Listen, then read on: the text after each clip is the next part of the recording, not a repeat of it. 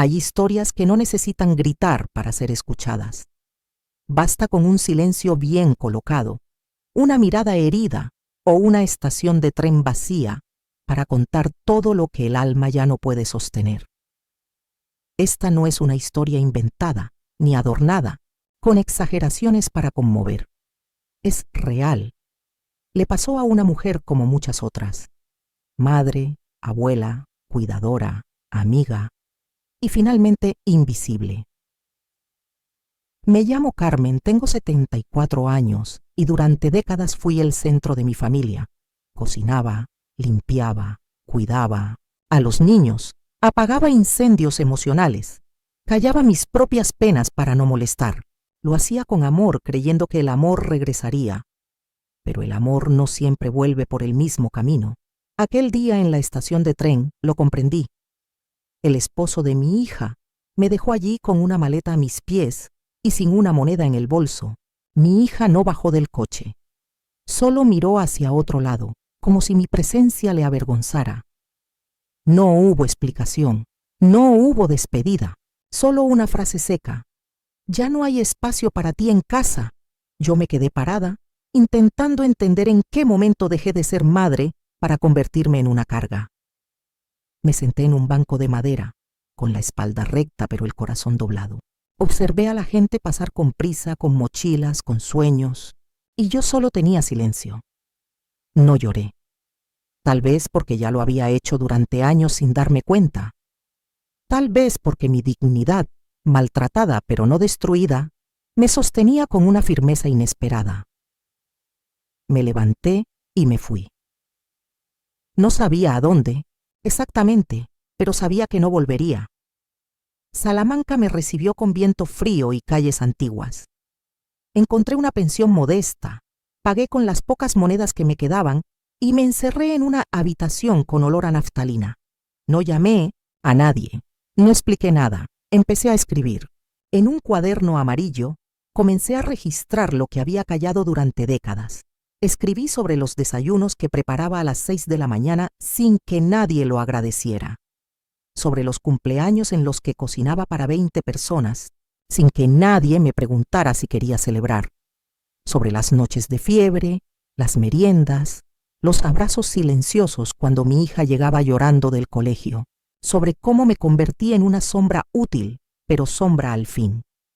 Cada palabra en ese cuaderno era una pequeña rebelión, un acto de memoria, una forma de volver a existir. Y en medio de esa soledad impuesta, ocurrió algo que ni yo misma esperaba. Empecé a recordar quién era yo antes de ser madre, antes de entregarlo todo.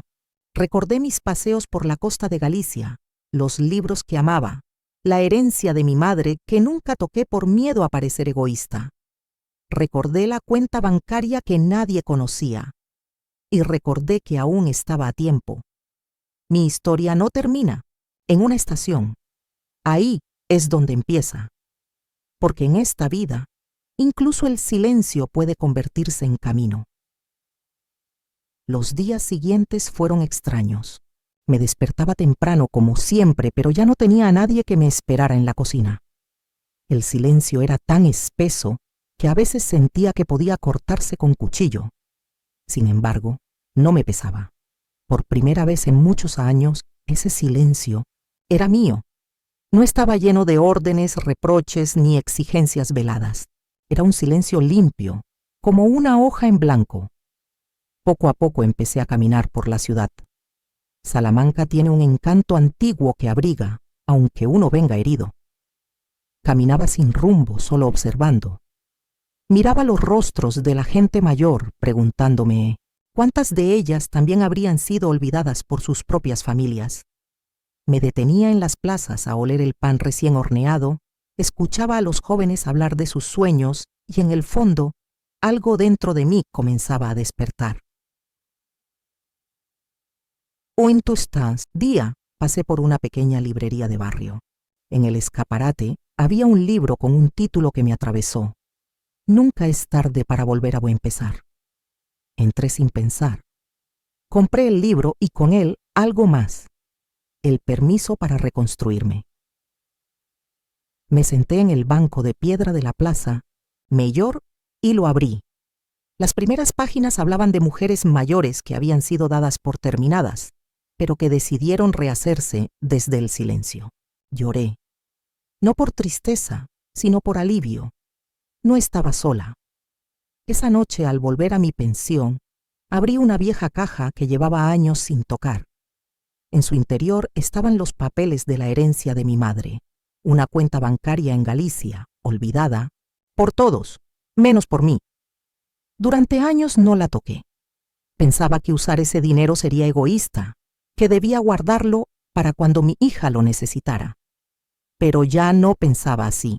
Esa cuenta era la única parte de mi vida que aún me pertenecía por completo. Al día siguiente fui al banco. La cuenta seguía activa.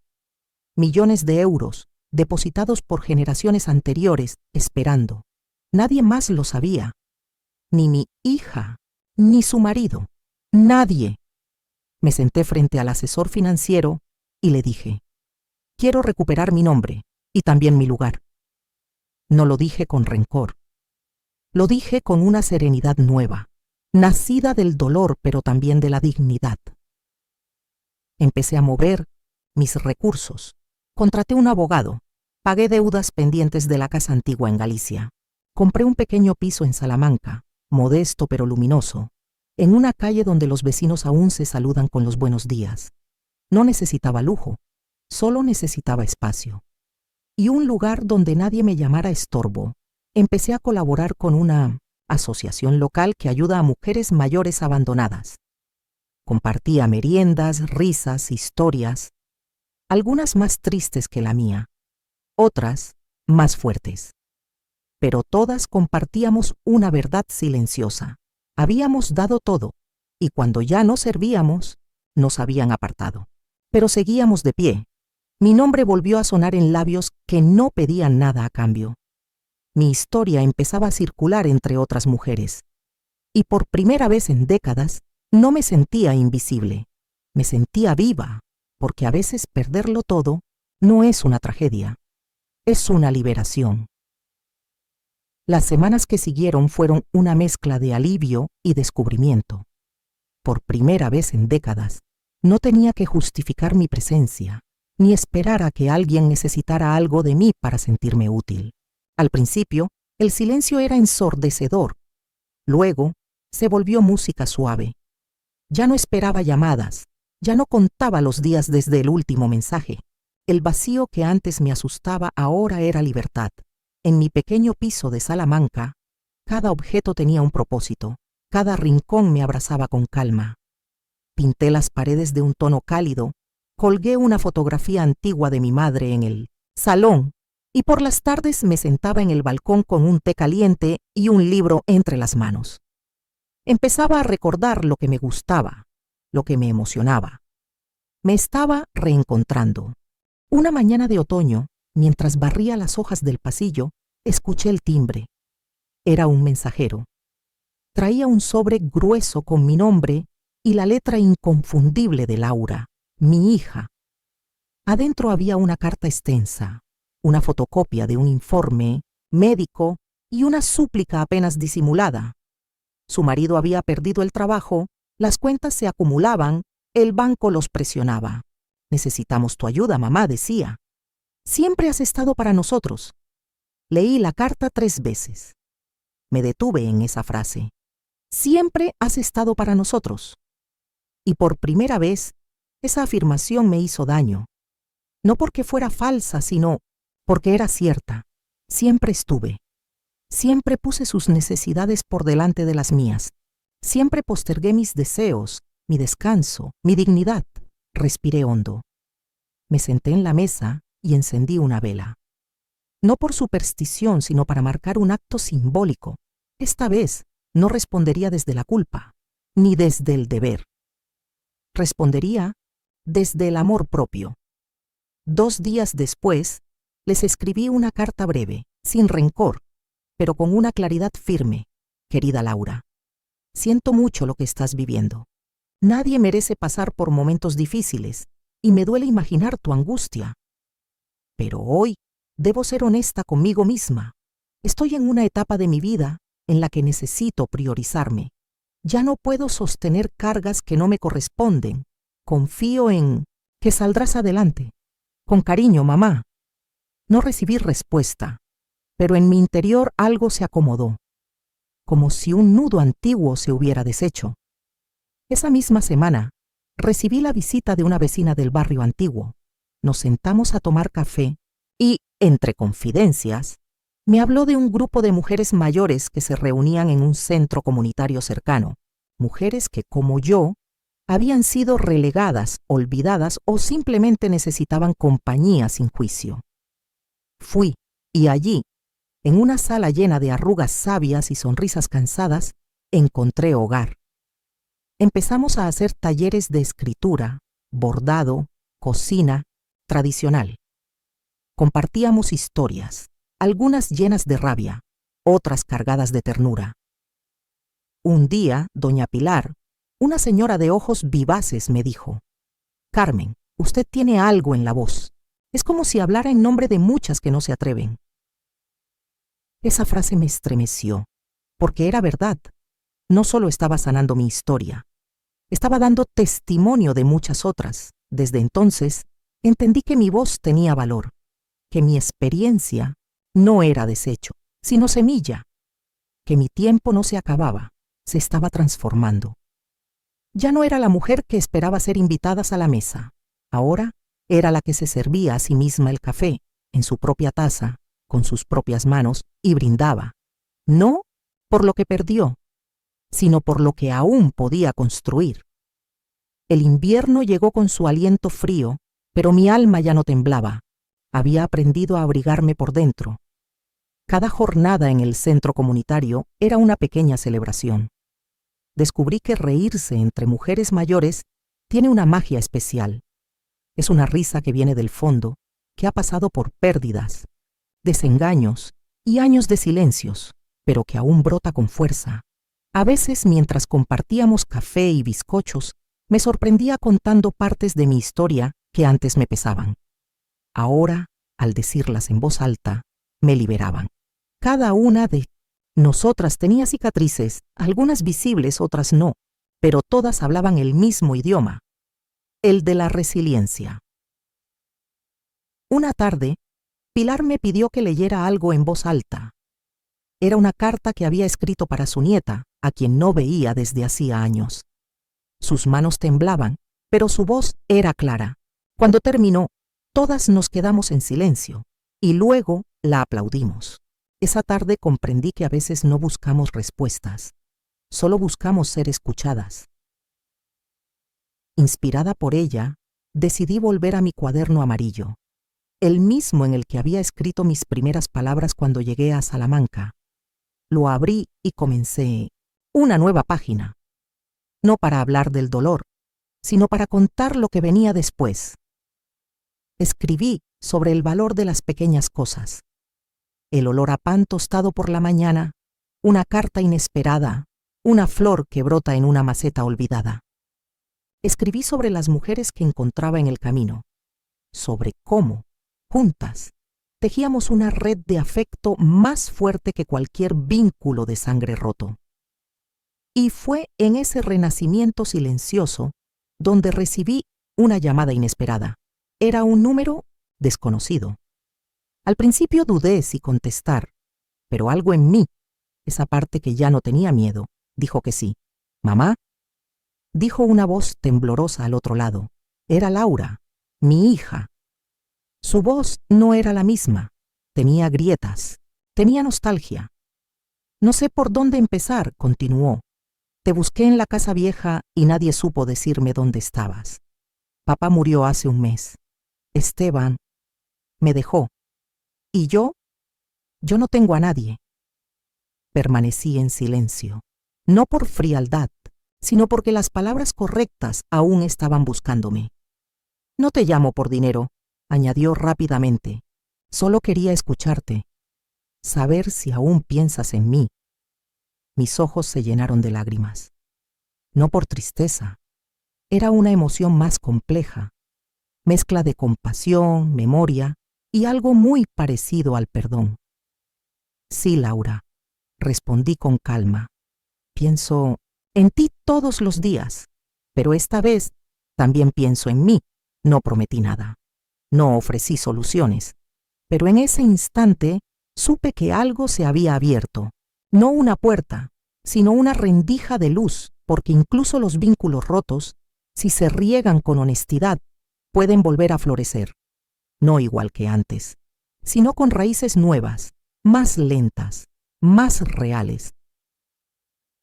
Colgué el teléfono y salí al balcón. La ciudad respiraba tranquila. El sol, tímido pero presente, acariciaba los tejados y yo, por primera vez en mucho tiempo, me sentí en casa, no en un lugar, en mí. La llamada de Laura dejó ecos en mi casa y en mi corazón. No era un perdón completo, ni una reconciliación inmediata. Era algo más sutil, más frágil, una posibilidad. Y eso a mi edad ya era un regalo inmenso. Durante los días siguientes no volví a saber de ella. No la presioné. Tampoco me quedé esperando. Continué con mis rutinas, con los talleres, con mis paseos al atardecer. Pero había algo diferente en mi andar. Un espacio dentro de mí se había abierto de nuevo. No para permitir el mismo dolor, sino para dejar entrar la esperanza con cautela. Una mañana de domingo, mientras barría el portal de mi edificio, encontré una pequeña maceta con una nota. Para ti, mamá. No sé si aún te gustan las violetas. Me quedé inmóvil sosteniéndola entre las manos. Eran violetas frescas, como las que cultivaba en la casa de mi infancia. Su perfume me transportó a años atrás, cuando Laura era niña y venía a regarlas conmigo. Llevé la maceta al salón y la coloqué junto a la ventana. La contemplé largo rato. No necesitaba más palabras.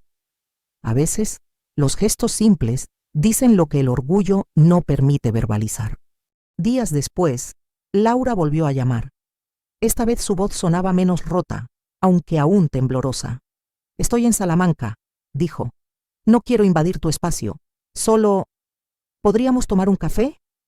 Solo eso. No quiero hablar del pasado ni pedirte nada. Solo verte». Mi corazón latió con fuerza. Cerré los ojos y respiré hondo. «Mañana a las 5», respondí. «En la cafetería de la esquina, donde sirven tarta de manzana». Colgué sin más y me senté en el sillón con las manos entrelazadas sobre el regazo, como quien se prepara para cruzar un puente colgante.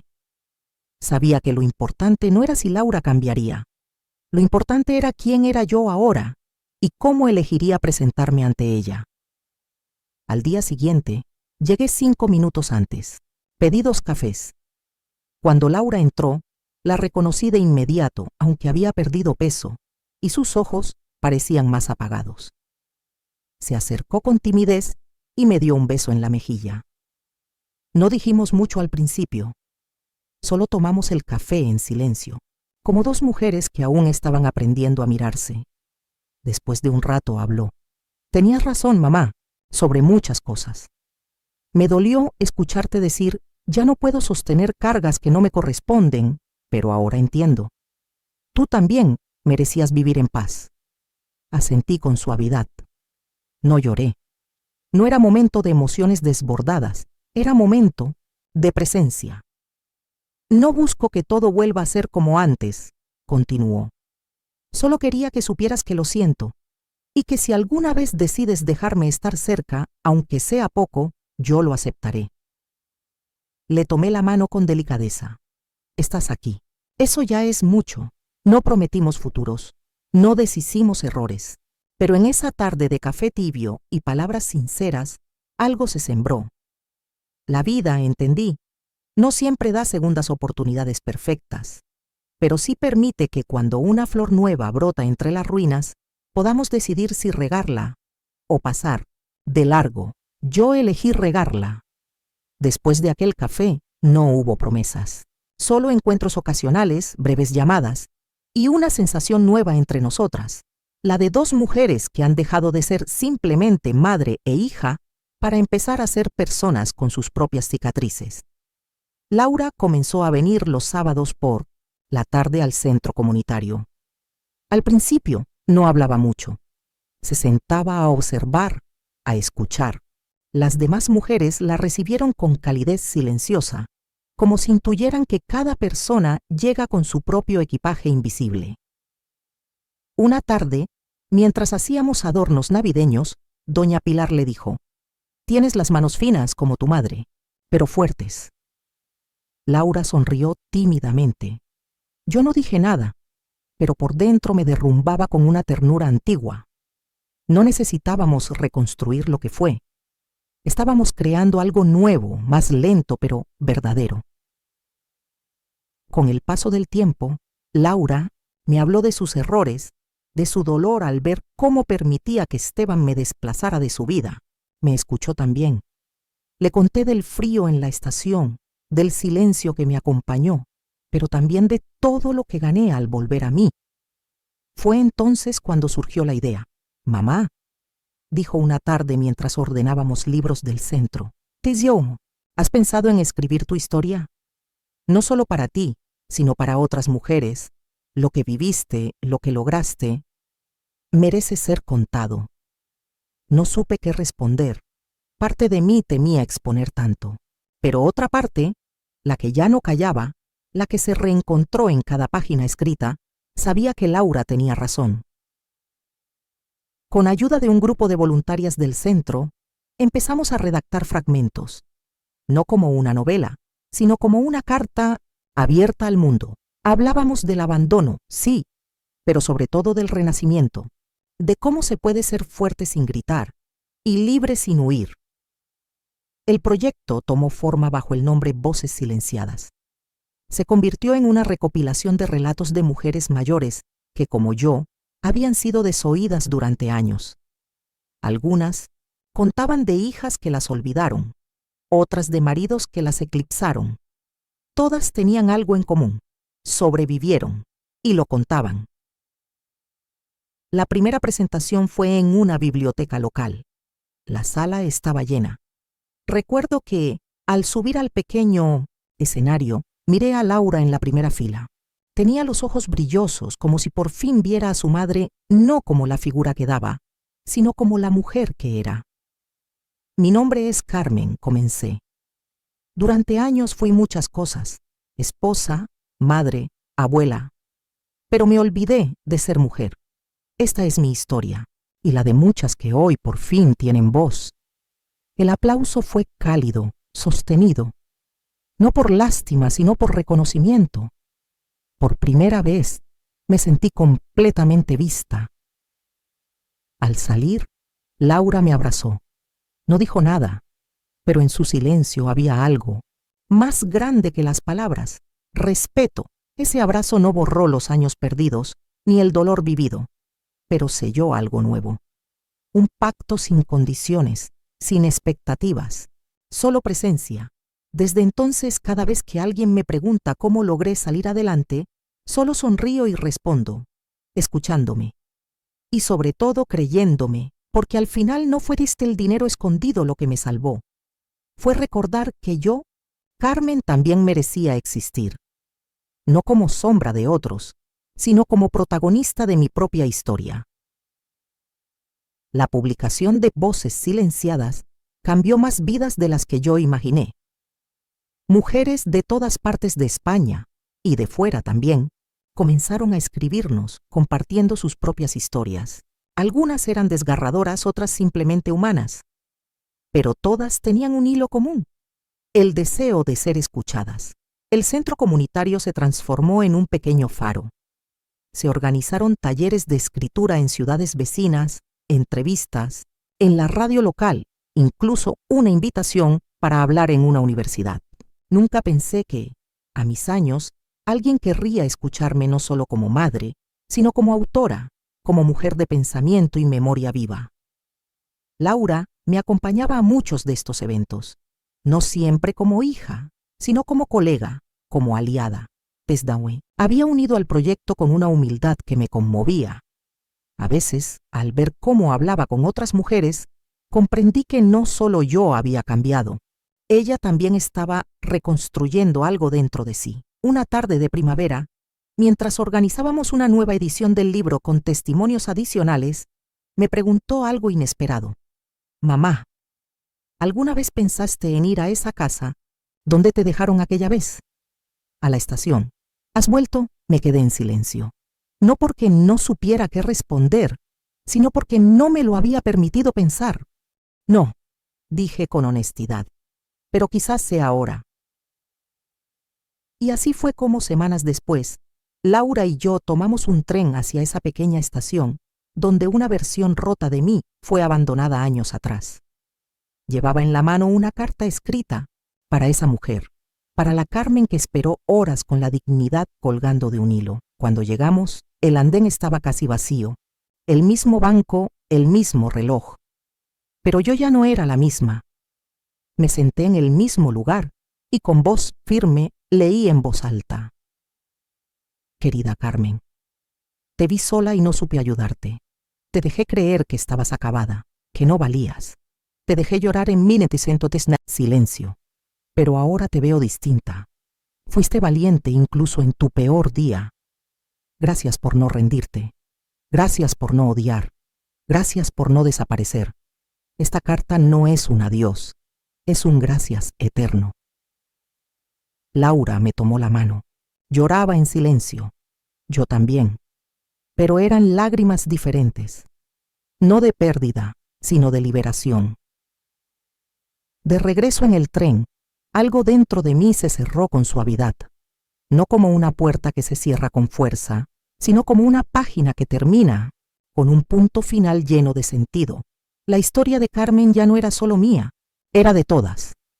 Era de quien alguna vez fue silenciada y ahora sabía que su voz tenía eco, que su dolor transformado en palabra podía ser semilla para otras. Y así, con cada estación que dejábamos atrás, sentí que avanzábamos, no hacia un destino concreto, sino hacia una versión más libre de nosotras mismas.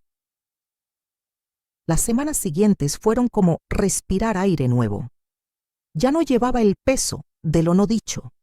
El viaje a la estación cerró un círculo que durante años había dejado abierto en mi alma. Lo que alguna vez fue escenario de abandono, ahora era símbolo de retorno, de dignidad recuperada. Una tarde, mientras colocaba libros en el estante del centro comunitario, me di cuenta de que ya no necesitaba escribir para sanar. Lo hacía para compartir, para tender la mano a quien aún se siente invisible. Fue entonces cuando recibimos una propuesta inesperada. Una editorial de Barcelona quería publicar Voces Silenciadas en una edición nacional. Querían llevar la historia a más rincones, a más hogares donde quizás una mujer mayor lee en silencio, con lágrimas que no sabe a quién mostrar. La noticia nos emocionó, pero también nos enfrentó a una pregunta profunda. ¿Estábamos listas para que tanta verdad se hiciera pública? Pilar fue la primera en hablar. Si una sola mujer se siente menos sola al leernos, entonces ya valió la pena, y todas asentimos. El día del lanzamiento nacional, la sala estaba repleta. Entre el público había jóvenes, madres, hijas, abuelas. Algunas con el libro en mano, otras solo con los ojos abiertos y el corazón dispuesto. Laura leyó un fragmento de mi testimonio. Su voz tembló al principio, pero luego encontró firmeza. Yo la miraba desde el escenario y en su manera de pronunciar mi nombre sentí respeto, amor y algo aún más raro, admiración. Cuando llegó mi turno de hablar no llevé discurso preparado, solo el corazón abierto. Durante años creí que lo que me pasó debía guardarse, que era vergonzoso, que nadie entendería, pero descubrí que contar la verdad no es debilidad, es regalo. Cada palabra escrita fue una forma de volver a mí. Y ahora, al verlas en sus manos, sé que ya no estoy sola. Ninguna de nosotras lo está. Hubo un silencio. Luego una ovación. Pero lo más hermoso ocurrió después, cuando una joven se me acercó con los ojos llenos de emoción. Mi abuela vivió algo parecido, dijo. Nunca lo contó. Hoy vengo a leerle su historia. La abracé. y en ese gesto entendí que lo que comenzó como un acto de supervivencia se había convertido en un puente entre generaciones. Voces silenciadas ya no era solo un libro, era un eco, un lugar donde cada mujer podía decir, yo también estuve ahí, y salí adelante. Y así, con cada historia compartida, con cada mirada que se cruza en complicidad, la red de mujeres crecía.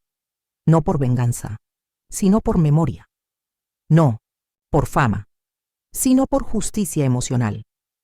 No para gritar el pasado, sino para sembrar un futuro donde ninguna mujer vuelva a creer que debe callar para ser querida. Con la publicación nacional de Voces Silenciadas, muchas puertas se abrieron, pero lo más importante fue lo que empezó a cambiar en lo íntimo de nuestros hogares. Comenzamos a recibir invitaciones de institutos, asociaciones de mujeres rurales, incluso grupos de lectura en pequeñas aldeas. Cada viaje era una oportunidad para ver cómo nuestras historias encendían algo en los ojos de otras mujeres. Algunas nos abrazaban en silencio, otras compartían sus propios relatos en papeles arrugados. Muchas solo lloraban, y ese llanto decía, más que 1000 palabras. Una de esas visitas marcó un antes y un después. Fue en un pequeño pueblo de Castilla-La Mancha. Habíamos organizado una lectura en la plaza. Hacía calor, y las sillas de plástico estaban todas ocupadas. En la última fila, vi a una señora muy mayor, de más de 90 años, sentada junto a su nieta. Cuando terminó la lectura, la nieta se me acercó y me dijo, mi abuela nunca habló de lo que vivió en su juventud, pero hoy, al escucharte, me apretó la mano y me dijo, eso también me pasó a mí. Esa noche no pude dormir.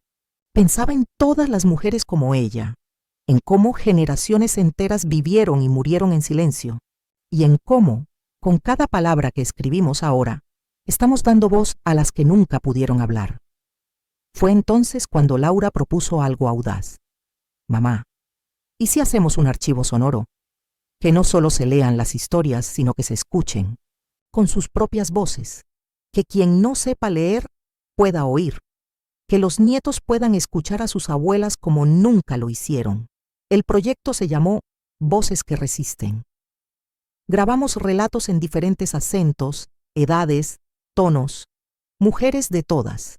Partes vinieron a dejar su testimonio. Algunas lloraban al hablar, otras reían entre pausas, pero todas dejaban algo sagrado, su verdad. Un día, mientras grabábamos, una mujer de Bilbao nos miró con los ojos húmedos y dijo, nunca pensé que alguien quisiera escucharme. Gracias por hacerme sentir que existo. Esa frase me acompañó durante semanas, me hizo recordar a la Carmen, que un día fue dejada en una estación con una maleta y sin rumbo. Y a la Carmen que hoy, años después, ayudaba a otras mujeres a encontrar el suyo, y me hizo pensar en mi nieto, al que no veía desde hacía mucho. No sabía si él recordaba a su abuela. No sabía si Laura le hablaba de mí. Pero decidí escribirle una carta. No para pedirle nada, solo para que supiera quién era yo, para dejarle un testimonio, no de mis logros, sino de mi camino. Querido Mateo, escribí, si algún día encuentras esta carta, quiero que sepas que tu abuela fue más que la madre de tu madre. Fui una mujer con miedo, con rabia, con ternura y con sueños. Fui invisible por muchos años, pero un día decidí verme a mí misma, y ese día comenzó mi vida real. Si alguna vez te sientes perdido, recuerda, tu historia aún puede ser escrita con dignidad. No sé si algún día la leerá, pero ya no importa, porque al escribirla me encontré a mí una vez más. Y eso, a esta edad, es suficiente para sentir que he vivido de verdad. Hoy, al mirar por la ventana de mi pequeño piso en Salamanca, el sol cae sobre los geranios que planté hace 3 años, cuando todo comenzó de nuevo. El silencio de esta casa ya no me pesa.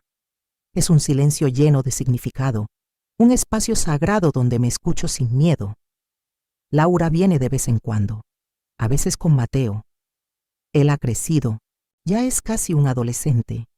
La primera vez que vino, me miró con curiosidad. No preguntó por qué nos habíamos distanciado, Solo se acercó, me abrazó torpemente y dijo: «Abuela, mamá me habló de ti». Con eso bastó.